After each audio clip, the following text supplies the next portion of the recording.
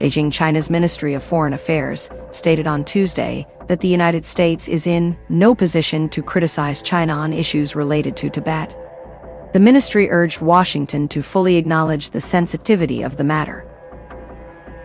Ministry spokesperson Mao Ning addressed the issue during a regular press conference when asked about U.S. Secretary of State Marco Rubio's statement on the Dalai Lama's 90th birthday, which was celebrated by his followers over the past week.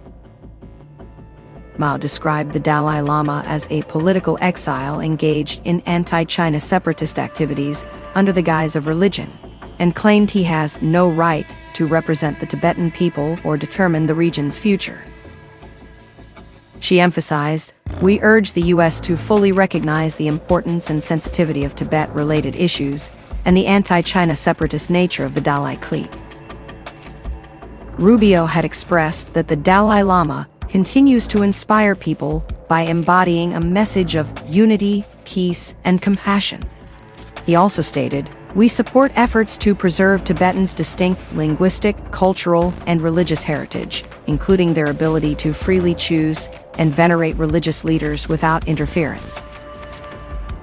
The spiritual leader of Tibetan Buddhists reassured his followers last week that upon his death, he would be reincarnated. He mentioned that a non-profit institution he established will have the sole authority to identify his reincarnation, countering China's claim that it will choose his successor. Beijing asserts that it practices a policy of freedom of religious belief and retains the right to approve the Dalai Lama's succession as a legacy from imperial times.